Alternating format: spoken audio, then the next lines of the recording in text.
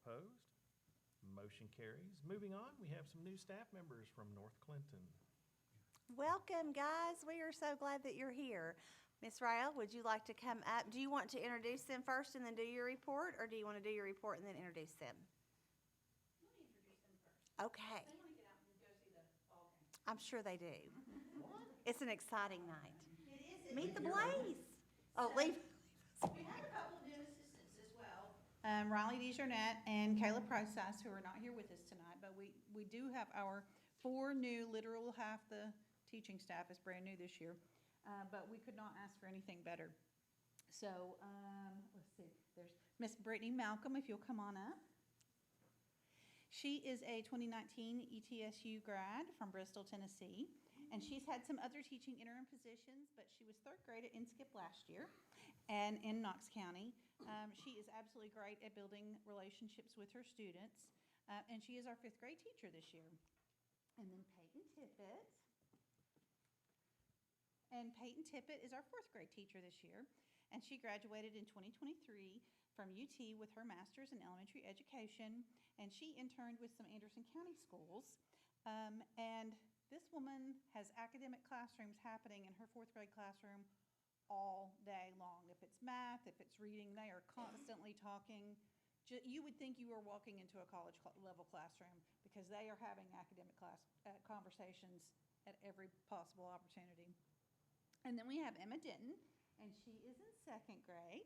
She is the 2nd grade teacher. The second grade. She is from Farragut, but she does have a family history here in the city of Clinton. She just graduated from Carson Newman University in 2023, and she wanted to work with students in an environment similar to North Clinton, and she started her year with some lovely, warm, welcoming songs where they were learning each other's names and talking about how happy they were to see them. I sang that song for like a month. I could not get it out of my head. It was so fabulous. So incredibly precious. And then Bailey Reagan is our kindergarten teacher. She is partnering with Melanie Gettelfinger this year, and she graduated in 2023 from UT with her master's in child and family studies. She's from the Powell area. She has one of the calmest kindergarten classrooms for a first-year teacher. Well, or frankly, any kindergarten teacher that I've ever seen. And if you're really, really lucky, you can catch her class out in the building doing a math walk and identifying and counting different things in the building. It's very, very sweet. So this is our brand new teaching staff at North Clinton Elementary. Welcome, guys. So I will, just to draw the Clinton connection with Emma Denton, that is Clark Denton's daughter. So Clark Denton graduated he would have been 88 but Lindsay and Lynn Denton.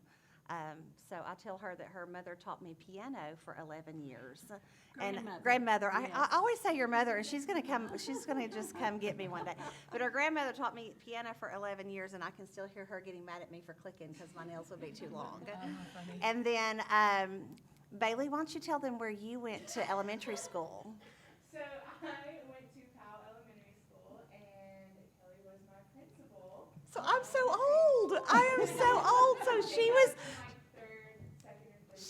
she was just a little baby, and now she is like a true kindergarten teacher. So we actually stalked her on Facebook, and we were friends on Facebook, and I would see her posts and how precious she was about the love of education and the love of kids. And so I was like, I think she would be a great fit, and she has just come in and done great. And Peyton and Brittany, we just have been very, very blessed with wonderful new hires at North Clinton. You walk through that building, and it is academics, it is calm, and it is high expectations, and it is just everything. Merle, your heart would just be so happy.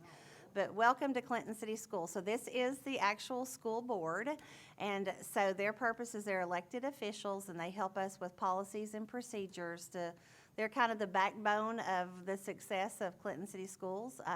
If you've worked with any other school district, what is unique about this board here is that they all fight hard for all 3 schools. There is no preference shown for any of the schools. They just fight hard. All of the decisions that they make, there is no personal interest at heart. It is truly what is best for teachers and what is best for kids. And you will hear many of them as we are making motions and making decisions with regards to the school, their question is, what do the teachers think about this? How is this going to impact kids? So you truly have 6 people here that truly support, so I'll let you know who they are. This is Curtis Isabel on the end, and he's a local attorney in Clinton, and then he also has had 2 children that have come through Clinton City Schools. ETSU graduate, there you go, a little alumni love there. And then we have Joey Smith, and Joey Smith is a realtor in Clinton, and he also has 2 children that attend Clinton City Schools as we speak.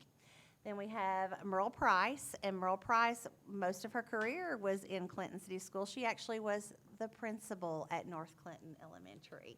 And so she truly understands what you all go through every day, and if you ever get a chance to sit and eat lunch with her and let her tell you some previous principals and teacher stories, it will make your day. But you will never, ever surprise her with anything you say. She can beat it, I promise, with what she's seen and what she's done. I also have 2 daughters that went through Clinton City Schools.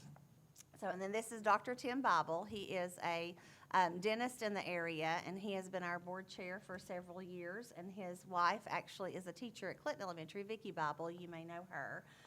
But he is a strong, strong supporter of Clinton City Schools, and his children came through Clinton City Schools. And then we have Lori Wilson, and she is a mortgage officer. What's the official? Yes. But both of her kids went through Clinton City Schools, and her son is actually a Clinton celebrity. If you ever hear of Jack the Hammer, He's at the Meet the Blaze right now. he's at Meet the Blaze. But anyway, she is, if you have not followed Clinton Strong on Facebook, you need to follow Clinton Strong. She is kind of the face, and Joey is the face behind Clinton Strong. But they do a great job of putting out positive publicity of not only Clinton City Schools, but Clinton Middle and Clinton High School as well. So we appreciate that. And then we have KK Webster, and KK Webster, KK Meredith. She has gotten married. Terrible. 2 years ago, but I just, Please don't tell Rick I did that.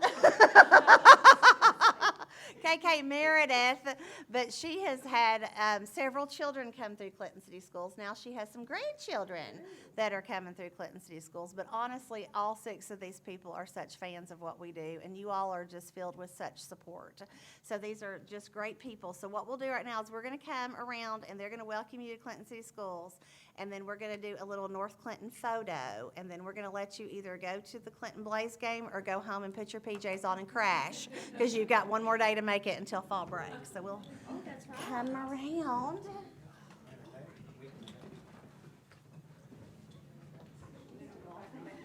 So come on up, guys.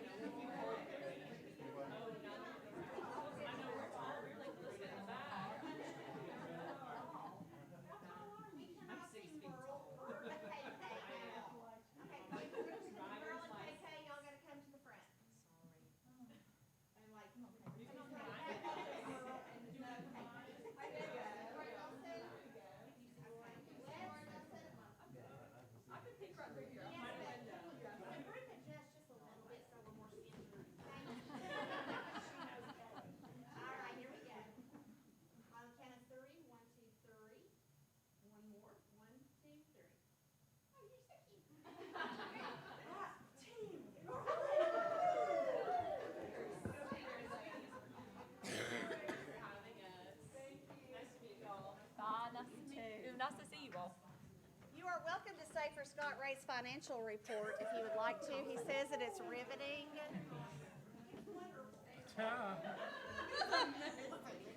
Janie Jackson and Melanie Gettelfinger, thank you all for supporting. And Bailey, introduce your guest. This is my mom. I thought it might be your mom.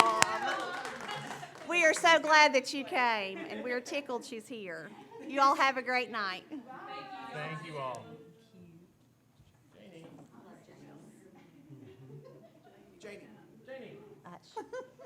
So supportive. It's like I'm gone. All right. Moving on to our consent. Oh, no. We've got a report coming. Yes, it's We're- very brief. It's very, very brief. So I do have a data report, and I did absolutely gladly steal, when offered to steal the format that Clinton Elementary had provided. I said, yes, I would love to steal this.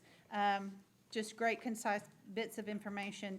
So our proficiency on our TCAP for 2023 in ELA was 35.5% proficient in ELA in all grades, 47.6% in third grade, 35.7% in fourth grade, 38% in fifth grade, and then 9.1 in sixth grade, which we had about, through the course of the year, anywhere from 9 to 11 students in that class. And that was probably one of the heaviest hitters of our chronic attendance was the sixth grade class that year. I think we had about 5 or 6 that were on the chronic absenteeism out of the 9 to 11 kids that we had all year. So that took a major hit for those students. And we actually spent a great deal of time talking about the sixth grade situation there last year. Yes. And in our proficiency on TCAP in math, we had 27.9% proficient in math for all grades, 47.6% in the third grade math, 23.1% in fourth grade math, and 25% in the fifth grade math.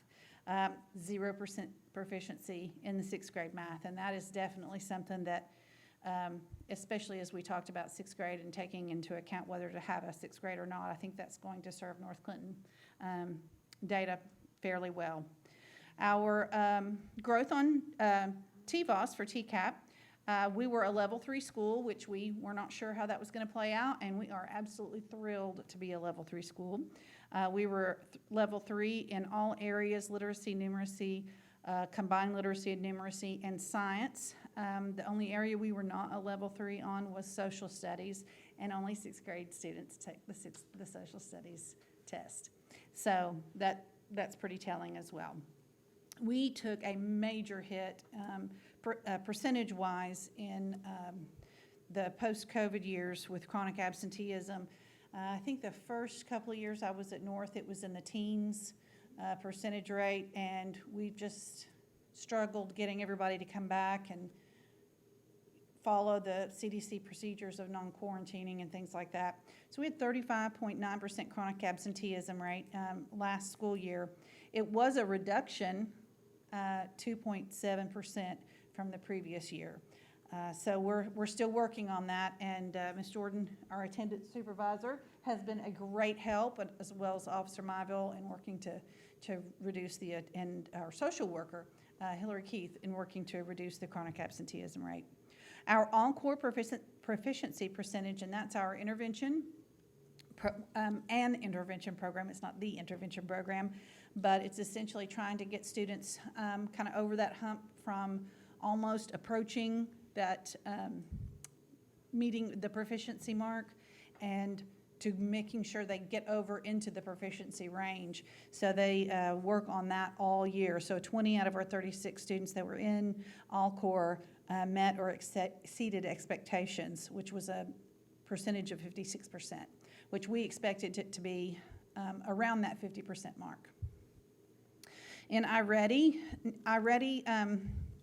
spring diagnostic is handled a little bit differently. We do make sure that the students take their time. It's not quite the same as TCAP in that it's a time setting. We do give them the time they need to really see what it is they know, and it does give them questions that are on their ability level and on to see how far they've grown and from where they started in August until where they landed in May.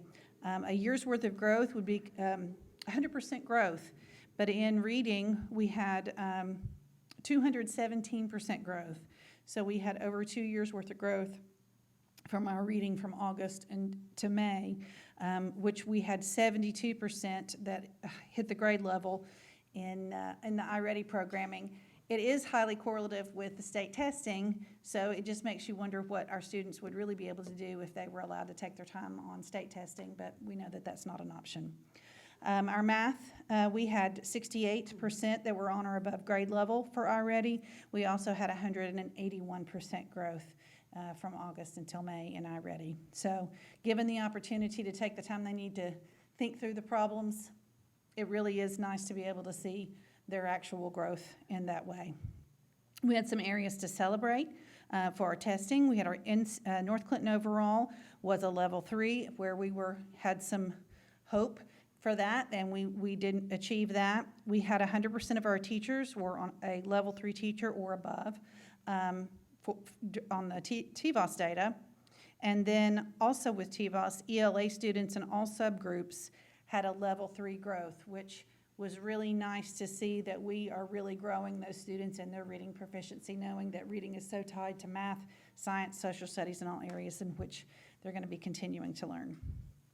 Our ELA subgroup success, 66.7% proficiency in our economically disadvantaged in 4th grade, 55.6% proficient in our 3rd grade males.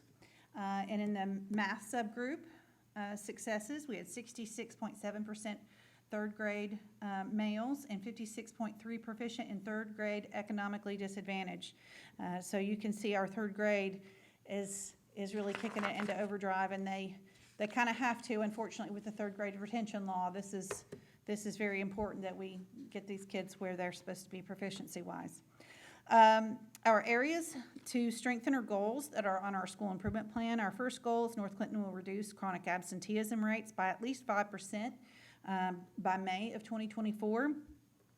We're already having parent meetings, getting those families in for the chronic absenteeism, so that's been a good start to the year. Our second goal is that we're going to increase grades 3 through 5 ELA TCAP proficiency scores by 2% from 35.7 to 37.7%.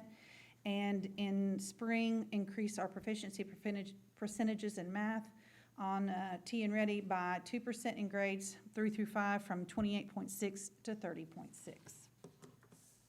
A couple of other quick little tidbits. I want to make sure I say thank you to a few folks. I want to make sure and say thank you to Boys and Girls Club and the organization called Samaritan's Feet. They came and in September, they measured every child in the building, their foot, and every child in the building got a brand new pair of shoes on September 20th. It was absolutely precious. We had volunteers from the Titanic Museum dressed in costume, and some of the kids were absolutely thrilled but a little confused, and really enjoyed the experience of having these people that came in and sat with them and talked to them while they got their new shoes. On the 15th of September, I want to make sure we say thank you again to Rotary for the $30,000 donation for the ET STEMI playground. That was absolutely wonderful, and we cannot thank them enough for that. The meaning behind it is just fantastic. Our fall cookout was yesterday. Thank you to Clinton Fire Department for cooking some wonderful hot dogs and hamburgers. We'll have some dental screenings on the 18th, and on the 19th, we're going to combo some parent conferences and some student flu shot options. So while they are there for parent conferences, if their students come with them and they have filled out the paperwork prior, their students can get a flu shot if they decide to do so. On the 20th, we're going to be super busy on the 20th. We have our Arbor Day tree planting. The school staff has decided that they are going to do something in a way to have that tree be in honor of Alex Kelly, our former student that spent kindergarten in the first couple of months with us at North Clinton. We will also have that afternoon Career on Wheels. And then on the 24th, we're going to do our Camp Cougar Fall Festival with some storytelling and snacks and games and things like that. So, thank you so much. Thank you. So a couple of quick follow-ups with her. We did have one parent that told me that their child had to sleep with their pair of shoes that night. They were so excited to get their pair of shoes that the shoes made it to the bed. So that was a great event. But Scott Ray brought up a good point last when Clinton Elementary gave their report of why there would be a discrepancy between the top with TCAP and iReady. A couple of reasons for that. Number one is TCAP is just 3 through 6. iReady is K through 6. So you're adding the primary grades. But then also, when you look at TVOS is from spring to spring of next year. iReady growth is fall to spring. So when they come back, you're measuring, iReady is measuring their summer learning loss. And so, and then there again, you're adding in K through 2, actually K through 3, because value added doesn't happen in 3. And so you're adding, several grade levels back into that. So that's why the discrepancy. But what I'm so proud of is if you look at the middle of the growth for a school such as North Clinton, we have to hang our hat on growth. And you need that growth to be above 100 because then you're actually closing the achievement gap over time. And that's what we are continually doing at North Clinton. You see a lot of the fluctuations more with North Clinton because number one, it's a smaller school. Number two, it is our most transient school. So we get in kindergarten, first and second grade, we get them good foundational skills, but several of those kids are not with us for us to reap the benefits from once they get to fourth, fifth, and sixth grade. So just a little bit of dynamics there, but just wanted to kind of clarify those things. But thank you, Miss Monica. Great things are happening at North Clinton Elementary. All right, thank you, Monica. Moving on to our consent agenda, I'll entertain a motion to approve our consent agenda. Motion to approve. We have a motion and a second. All those in favor say aye. Aye. All opposed? Motion carries. Moving on to our financial report with Mr. Ray. Everybody should have the August financial report in your board packets. On the revenue side for the general purpose school fund, remember property taxes aren't really rolling in yet, but when they do, we have a 4-month period where that hits strong. No reason to anticipate we won't collect what we have budgeted. And the sales tax is showing 0 current collections. This financial statement is prepared on a cash flow basis, and we accrued July, August, and September's sales tax that we received into last year. So those will start rolling in and when you see October's financial statement, but we'll get all 12 months. TISA is now replaced BEP as a new line item, and that, again, like BEP, we'll collect that over 10 months rather than 12. So I will point you to the, on the first page, maintenance of plant, 72,620.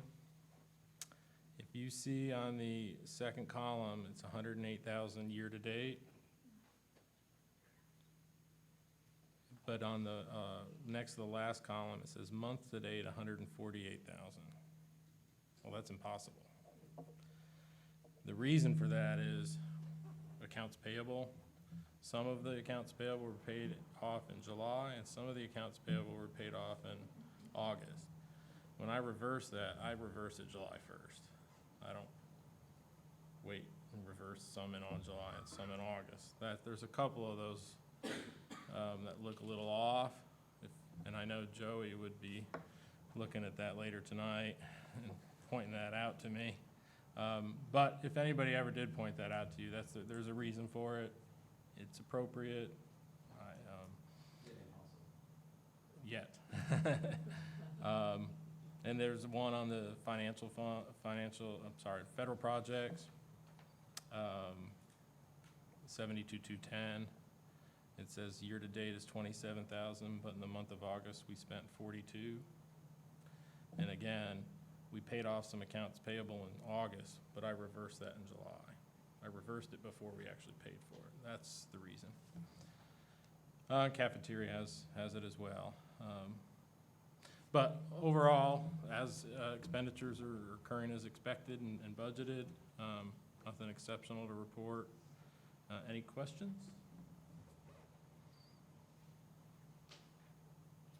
Any questions for Mr. Ray regarding our August financial report? All right, hearing none, I'll entertain a motion to approve financial report as presented. We have a motion. Do we have a second? Second. Motion and a second. Any further questions or comments? Hearing none, Kim, could we have a roll call vote, please? KK Meredith. Yes. Lori Wilson. Yes. Tim Bobble. Yes. Merle Price. Yes. Joey Smith. Yes. Curtis Isbell. Yes. Motion carries. And moving on to budget amendment number 2. Yeah, budget amendment number 2 only affects federal projects funds. Title I is a reduction in allocation, and Title II is another reduction in allocation. The total is about $9,000 reduction. All that is we estimated, based on last year, we get a certain allocation, and that didn't come to fruition. And so we adjusted the allocation to actual. There's nothing we could do or not do about that. When rollovers get finalized, we'll have another budget amendment before you to budget those rollover monies. So nothing too exciting in the budget amendment category this month. Sorry. All right. Any questions for Mr. Ray regarding budget amendment 2? All right, hearing none, I'll entertain a motion to approve budget amendment 2 as presented.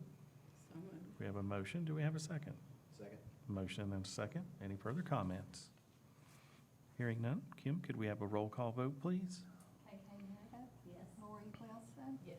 Tim Bobble. Yes. Merle Price. Yes. Joey Smith. Yes. Curtis Isbell. Yes.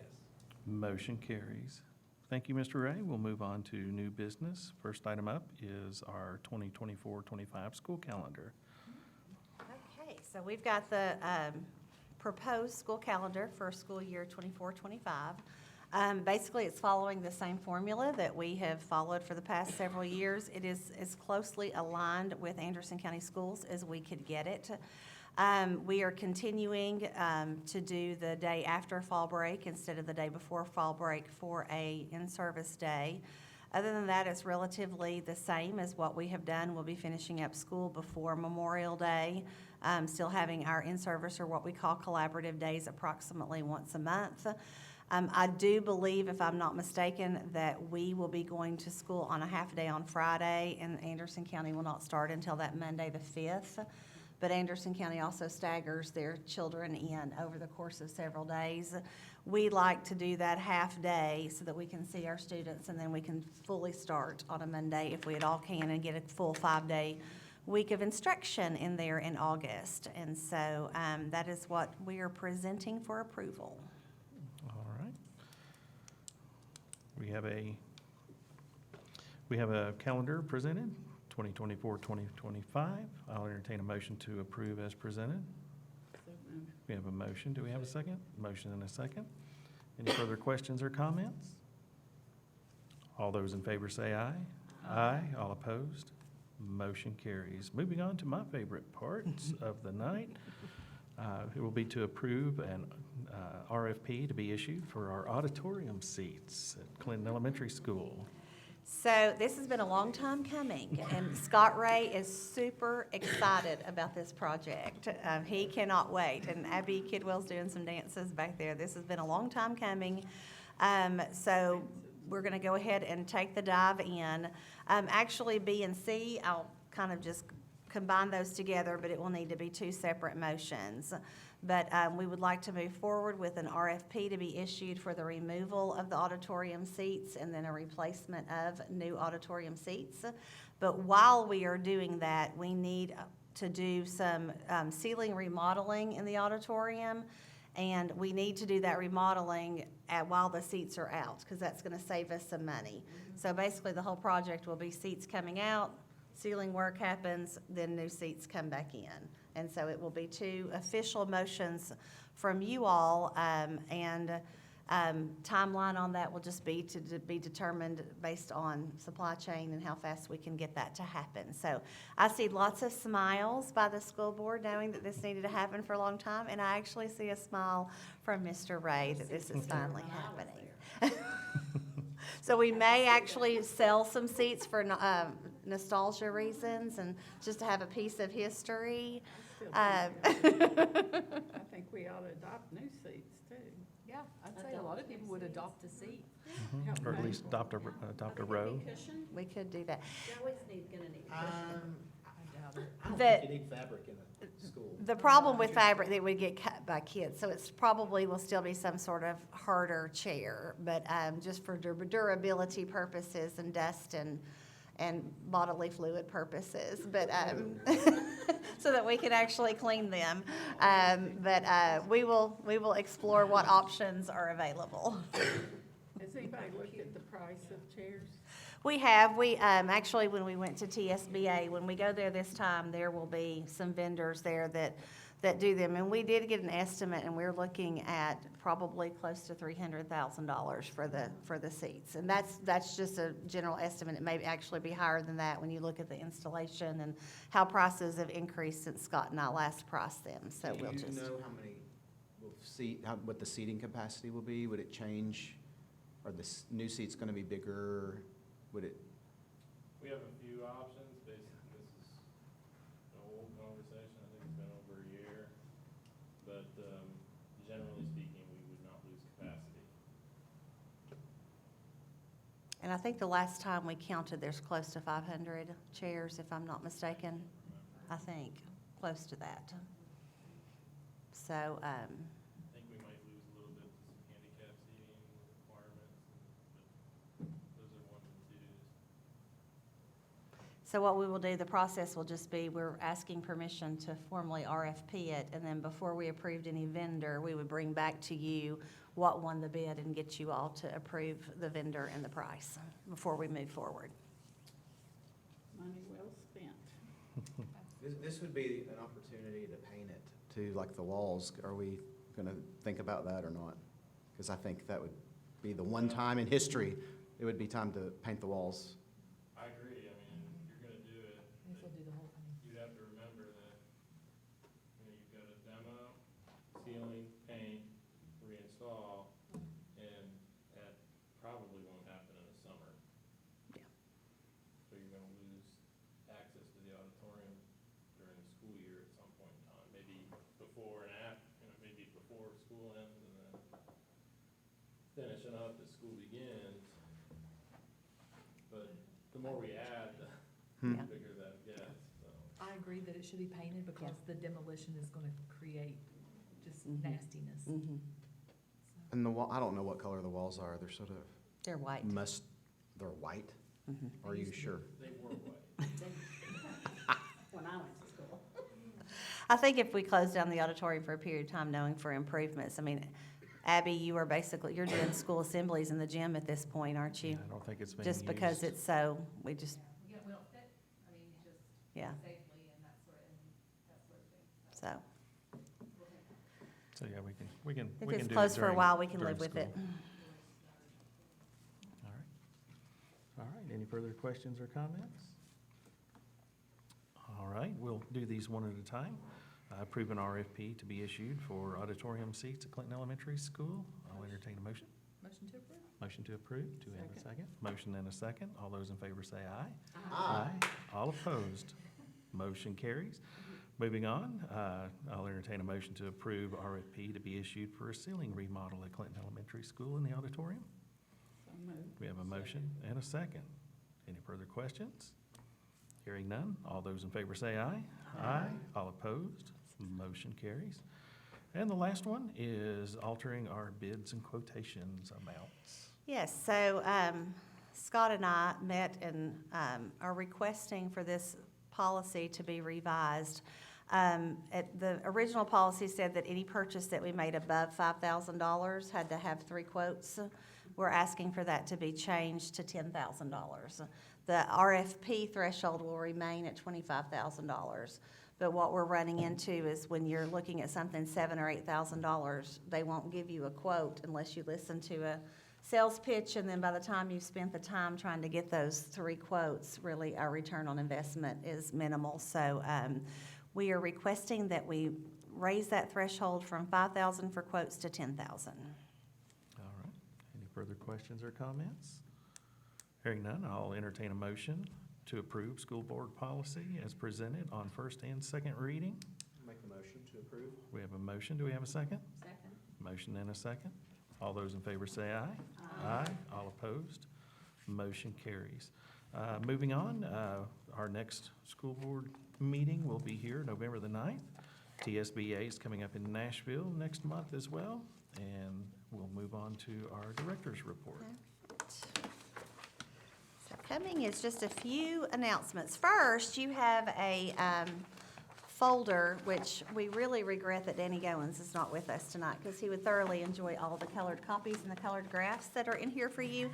But this is our annual report that I give you one time a year at some point. But this is recapturing all of the work that was done in Clinton City Schools during the school year of 2022-23. So this is last school year.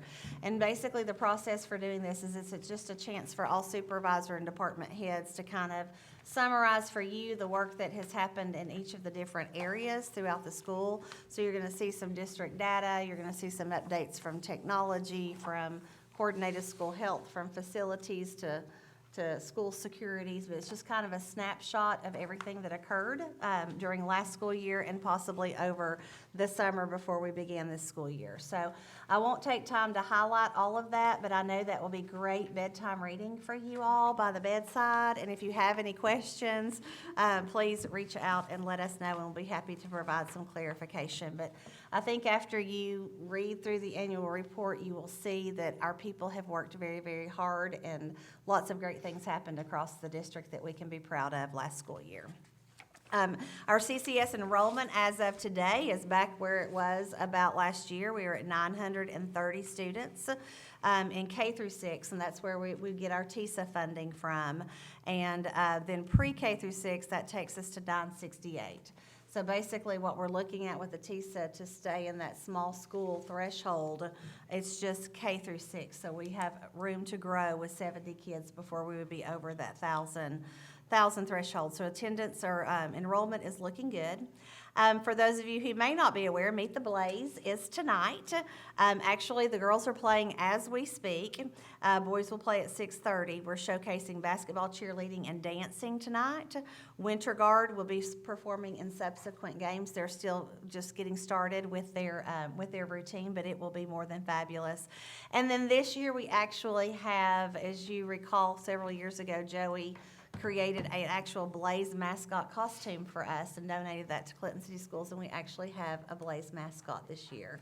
And so he is super excited. Joey has actually met with him and trained him on appropriate protocol for being a school mascot, and he could not almost stand himself walking into school today. He is beyond proud of himself and so excited to do it. The other day, he got out of the car, his kiddo, it's Blaze mascot. Where was she today? Fantastic. But he is just, he's thrilled. He also has become very fond of Joey and wants Joey to come back multiple times because he has questions for him. He really needed very little training. He basically was born to do this. Yes, ma'am.